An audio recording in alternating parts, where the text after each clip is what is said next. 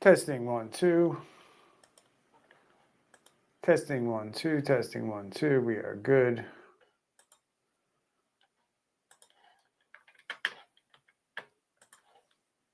I think we're good with the audio now. Yep, I have a little audio difficulty there.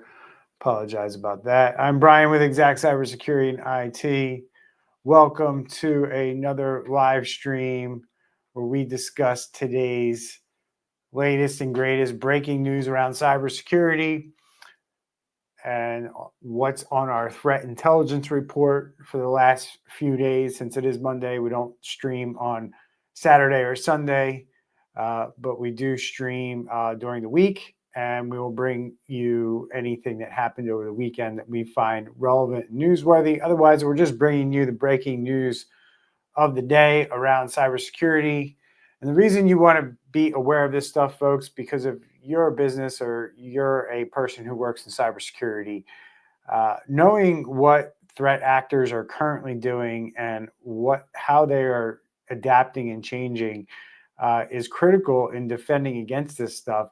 And it's a good idea to pay attention to what's going on and what's being written in the news and what advisories and alerts are being put out there. So that's why I share with you on this video, on this live stream, what our threat intelligence team is receiving here at Exact Cybersecurity.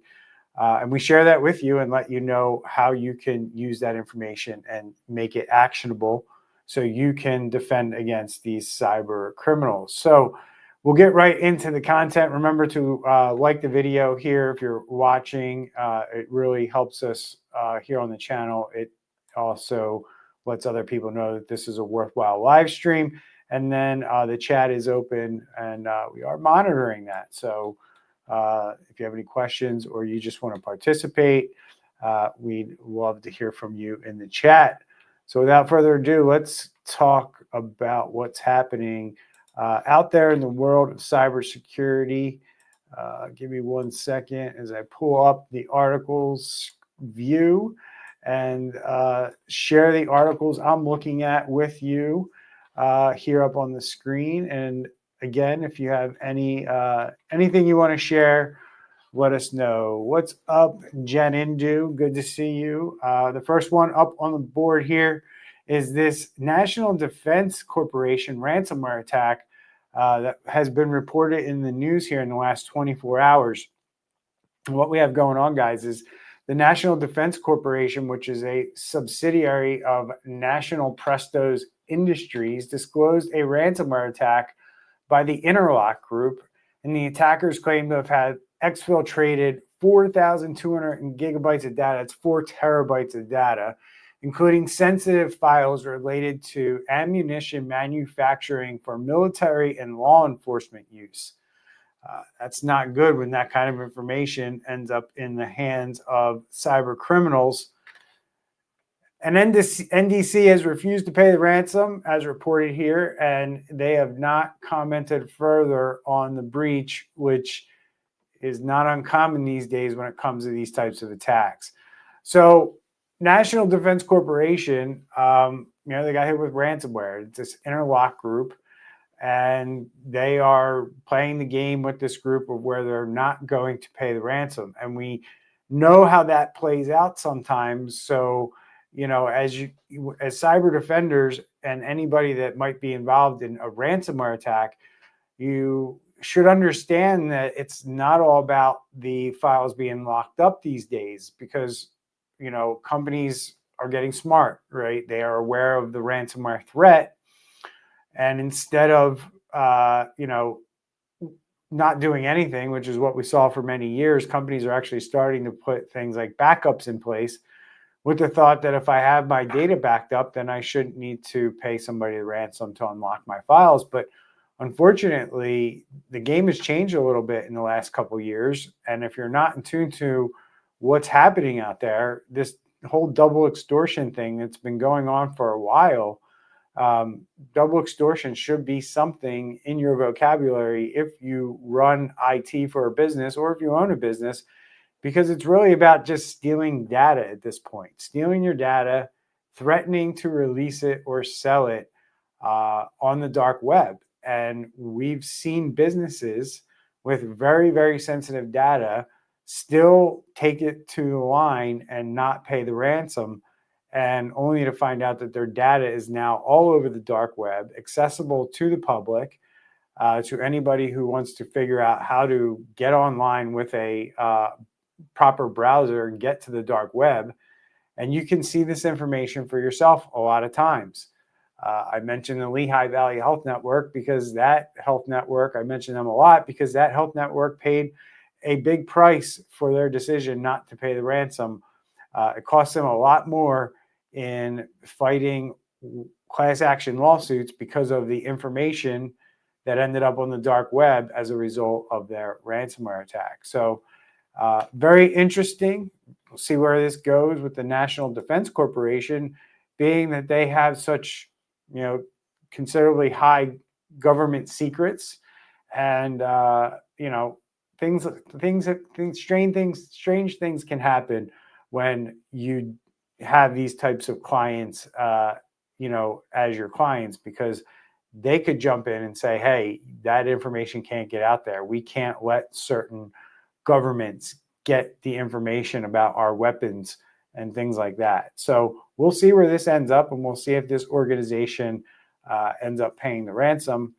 We don't have any information about the company being on InterLock's dark web leak site, which usually means they're typically negotiating if they're not there yet, or the ransomware group just hasn't run out of patience with them and listed them yet. But either way, if they do continue to not negotiate, not pay the ransom, they more than likely will end up on InterLock's dark web leak site, and we will keep you updated and let you know if that happens. So moving right along here, folks, we have a new, well, this isn't really new, but it's a fake Zoom installer. And we see this a lot with users at companies that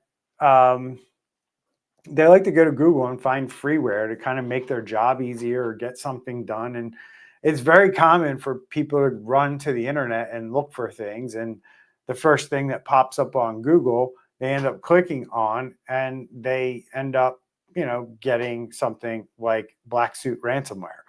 So what's going on here with this particular issue is a fake Zoom installer is spreading malware that deploys BlackSuit ransomware after a dormancy period. The malware targets schools, healthcare organizations, and other critical sectors, exfiltrating sensitive data before encrypting systems. The malicious installer is distributed via a cloned website at the domain zoommanager.com. And it uses advanced techniques to evade detection, such as disabling Windows Defender and hiding malicious payloads alongside legitimate Zoom installers. So as cyber defenders, what can we do here, right? So if we need to protect this stuff from happening in our businesses, or we don't want this to happen to our business, one of the very easy things you can implement different places in your network, either on the firewall or on the computer, is blocking access to these domains, right? So zoommanager.com at this point is going to be what's known as a malicious website. So if you have tools in place that can look for domains that are blacklisted or listed on websites that manage whether or not websites are good or not, you can use what's known as web content filtering or DNS filtering tools to prevent your users from even getting to these websites. So as cyber defenders, these are things you can look at to put in place to protect against this layer of defense that you're going to put in place. You're also going to want to make sure that you make sure your endpoints are hardened, because a lot of these this malware relies on things kind of being enabled. So being allowed to run macros or run scripts on the systems, or using Windows Defender. If you do things like disable macros, disable scripts and script execution, and disable things like the command prompt from running on users' computers, you can also deploy EDR solutions above and beyond what Microsoft Windows Defender is, which these EDR solutions, most of them are built with tampering detection, where you can't disable it or turn it off like you can with security tools like Windows Defender. And then educate your users. You can always educate your users on what these fake Zoom apps or what these threats are. You can send out actually specific updates. And what we find is users usually like or enjoy getting more specific information, like, hey, there's this particular, you can use this news article that I have up on the screen along with the email that you send to your employees that say, hey, there's these fake Zoom installers out there. Beware, like only download them from zoom.com. Don't do a Google search. Don't do these different behaviors. Don't click on a phishing email or an email that comes in that says, update or download Zoom.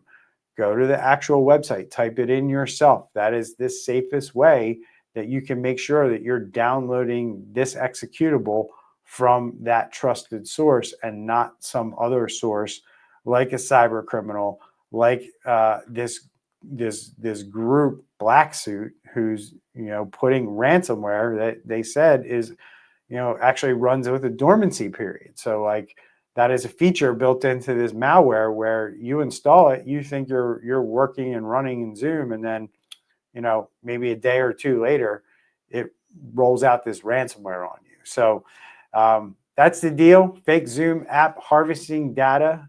It steals data from your system along with installing ransomware. No good. Just make sure your users are aware of what shadow IT is and what the damage can be done by downloading these freeware apps off the internet and using Google searches and or emails that may show up in your inbox.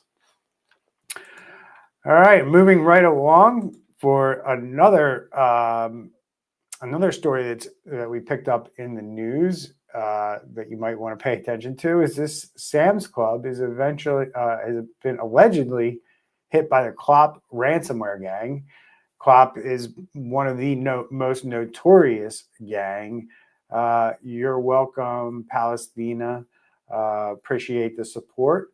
And Sam's Club is owned by Walmart, as most people know, and they are investigating claims by Clop that they've been breached. And Clop alleges that they've accessed sensitive customer employee data, but they have yet to provide proof. Now, I've covered Clop a lot on this channel and on my Security Squawk podcast.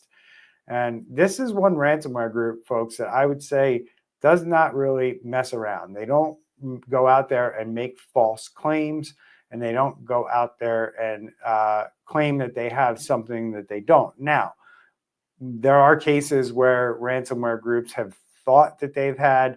In the case of the ransomware group, I don't remember who it was off the top of my head, but they thought that they had the U.S. Treasury Department, but they really just had a bank that was, failing, and they were just receiving a lot of communication from the Treasury Department. And this, failed bank, obviously had poor security, and as a result, they were hacked. And we did find out eventually that it was the bank and not U.S. Treasury, but things like that can get messed up where you have a partner of the company and not the actual company itself. So we will learn more, but we believe that the attack is linked to the Clio file sharing vulnerability, which has impacted many enterprise organizations globally. So,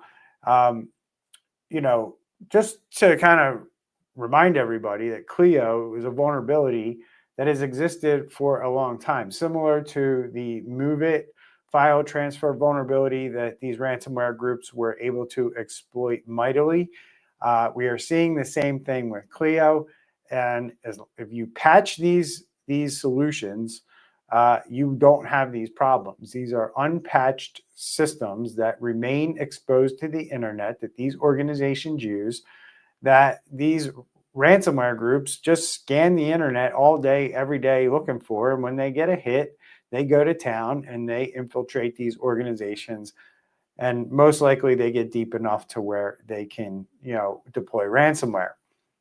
That's why it's important that, as cyber defenders, as business leaders, we push for better cybersecurity with things like EDR tools and SOC teams to back them up, to make sure that you can detect these threats early enough. So even if they do get to the point where they can deploy ransomware, it only impacts a small number of systems or even one system.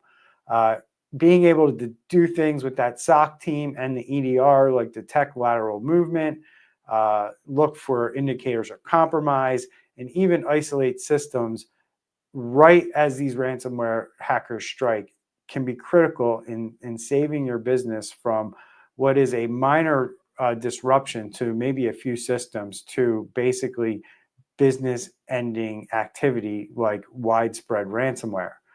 And be smart about this, right? Be smart about the fact that they know that a lot of certain types of organizations like Sam's Club, Walmart, big retailers, enterprise use this Clio software. And while it might not be publicly facing, if they can get into your environment and figure out that you use Clio, at least internally, they can do a lot of damage that way as well. And a lot of times we see organizations, unfortunately, take the attitude that, well, that system isn't on the internet, it's not exposed to the internet, so we don't need to patch it or update it like we do something that might be exposed to the internet. So when they see these bulletins come out and it says, hey, you got to update these, and they just mitigate the risk in their own mind or in their own conversations internally because they don't want to spend the time, money, or resources to do the right thing and update this stuff. This is how we see these decisions being made and play out. So don't be one of those people, and make sure you advocate for the right thing to be done at all times, even if these systems aren't exposed to the internet, where you may think that they don't pose that much of a threat. But at the end of the day, one mouse click on the wrong phishing email could negate that thought right there. So we'll keep you updated. We'll let you know if Clop really has them. I believe that they do. And we will update you as we learn more. So just to update everyone real quick, covered this story on Friday. Oracle Cloud breach, a big one. It's going to be a big one in my opinion. Rose 87168 has claimed responsibility. And just a quick update today that they have posted something as of yesterday, Sunday, the 30th of March, 2025, and said that they will sell the stolen data if Oracle does not start negotiating with them. So they've kind of done the normal stuff that we see in these ransomware negotiations. Oracle is remaining largely silent, which is concerning, for cyber defenders, for one, but definitely for this ransomware group, number two.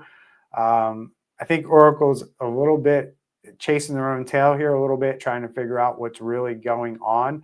And seems like they're dealing with multiple breaches right now, which is never a good thing, especially for a company that houses a lot of AI data these days. And they went big on AI early, and it seems like part of their AI cloud may have gotten compromised recently, along with this healthcare information, which is going to be a big deal for Oracle from both the standpoint of, hey, health information is out there on the dark web that came from Oracle because of an Oracle issue, and hospitals are going to have a real problem with Oracle because of the way that they're handling this and the way that they're passing the buck to the hospitals on how they should be handling this data breach themselves, which I don't think is going to play out well long-term for Oracle in the healthcare industry. So that wraps it up for what I'm going to cover in the stories for today. I do have 3 items to discuss out of our threat intelligence report. Now, our threat intelligence report is compiled by our threat intelligence team here at Exact IT. We take a look at various exploits and threats that are happening in real time and our team puts together reports based on that information to better prepare our SOC analysts and cyber defenders for what's actually happening out there in the world, so we can better defend our clients. And one of the things that our team is looking at is this Lucid Phishing-as-a-Service platform. This Lucid platform likes to exploit vulnerabilities in Apple's iMessage and Android's rich communication services, RCS for short, and that bypasses traditional SMS security filters. So you can think of this as like, different messaging protocols within your devices, and your systems may have text messaging spam filtering built in, but it appears that we have cyber criminals out there figuring out that not all of these messages are treated the same when it comes to security, and they are sending these through these different platforms to hopefully bypass your security measures. Not anything new. It's always a cat and mouse game. It'll be a little bit before these security products catch up to this new activity, but it's important for you to be aware, and this is something that you could add to your security and awareness training for your employees as well, to make them aware of the fact that this is happening, and that these messages that they get on their iPads, iPhones, and Android devices could be malicious in some way. And hey, they may be used to, their text messages getting flagged and things like that. But if these messages don't get flagged, it does present that risk. So it has been enabling these groups to leverage this for large-scale phishing attacks with features like geo-targeting, customizable templates to make them look really good. And it's obviously phishing as a service. So basically you can just like go to this website, sign up, and then you have, just like you sign up for any service, and it has integrations and plugins to make your life easier. Same thing here.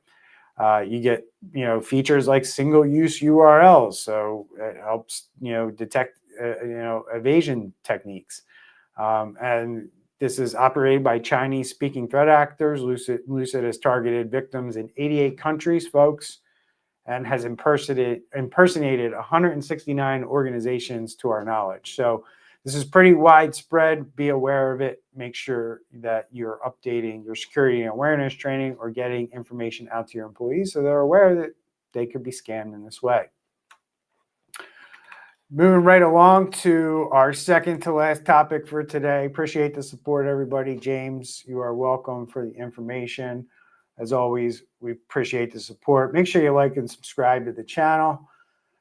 And DarkCloud InfoStealer malware, guys. This is a sophisticated information stealer malware that exfiltrates data using a simple method, including SMTP, which is how you send email, Telegram, and FTP. It targets sensitive information such as password, financial data, and cryptocurrency details. It's distributed via spam campaigns. It employs advanced persistent techniques like task scheduler entries and memory-based payload execution. So again, this DarkCloud malware is essentially malware. It's a precursor before ransomware happens. And this is how they get in. They embed themselves. Appreciate the support, James. And they give you a phishing, they send things in through zip files and what's known as RAR archive files, and these are attached in emails. And you want to have things like EDR in place. It takes those files and analyzes them and puts them in a sandbox and says, are these good or bad? And if they're bad, they don't even get to your user's inbox, because if this group can get their malware on your system, it does a lot of bad things like stealing passwords, trying to harvest information by using keyloggers and things like that. So, you got to use really high-level, sophisticated cybersecurity tools to deal with these guys once they get in. But if they can click on that initial, if your users click on that initial zip or your RAR file and they get in, they have a massive amount of tools in this malware at their disposal that they can run very easily to evade detection, to shut off your security protections if you don't have the right things in place. As I mentioned earlier, there's malware out there that can turn off Windows Defender. Same thing here. It looks for ways to turn off your security, your EDR. And if you don't have things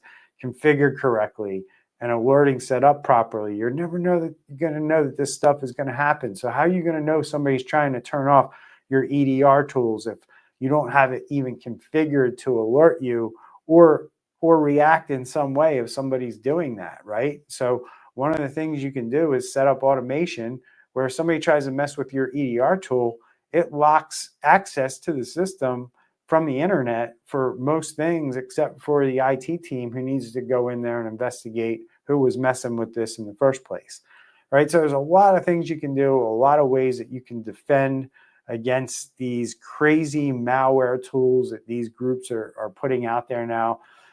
So if you have any questions on how to do any of this, I'd love to answer them for you. But these are things you have to be aware of as cyber defenders, that these sophisticated info stealing malwares that also do this, that, and the other thing, like the Swiss Army knife of malware, so they could ultimately get into your systems, do what they need to do to steal information and then deploy ransomware so they can try to extort you and your business. So last one we're going to get to for today, folks, RESURGE malware exploits this Ivanti flaw rootkit and web shell features. Now, I've talked about this Ivanti flaw a bunch on my channel before. I don't remember if I did a separate video on it in the past. I may have. This is really for governments and critical infrastructure, and it's a big deal because this Ivanti software has major problems, and it always has, and I guess it always will. The problem is that organizations are not moving to either eliminate these Ivanti systems or they're not doing anything to move forward to get rid of it or update it. They're afraid that if they do update it, it'll break something that's running their business or running their facility. So these critical vulnerabilities are kind of sticking around forever with these Ivanti flaws. And unfortunately, organizations just aren't doing enough, and cyber criminals know it. And there's not a whole lot they can do if they can't take these systems offline. And cyber criminals are taking advantage of this like crazy. So as a cyber defender, it's important to understand that you're going to run into situations where you can't take down a system, or you can't take it offline very long, or you can't even update it. But there are ways to deal with that, like network segmentation or using zero trust techniques to only allow certain systems and people to access these systems. Doing nothing is not the answer, but in all the organizations we assessed, the thousands of organizations we assessed over the years at Exact Cybersecurity, we run into these things all the time where people just don't do anything. It's almost like they're a deer caught in headlights, and they choose not to do anything. And the reality of it is it's simple to do this stuff. It's simple to put a plan in place. Don't be that deer in the headlights.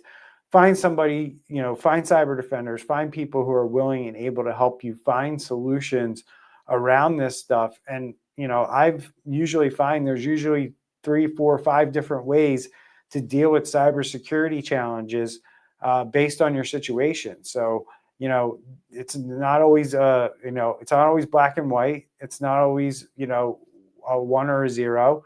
A lot of times you have to get creative with cybersecurity and ways to defend against these things, but it's important that you do, because quite frankly, if a cyber criminal can exploit Ivanti, they're probably exploiting something with either really important information behind it, or it's running some piece of critical infrastructure or something like that. So, but we can learn a lot from these critical infrastructure situations, because in every business, large, small, there's always that one system, that one person, that one situation where they're different. They don't need to be handled like everybody else when it comes to security. And quite frankly, that's not true. Everything can be secured. Don't ever get into a situation where you leave something less secure or not secure or a major risk in your network as a result of your decision making. It's never good to do that. And I've seen that play out with systems like Ivanti. I've also seen it play out with CEOs of company who think that they're just special and they don't need all these cyber protections like the rest of their employees do.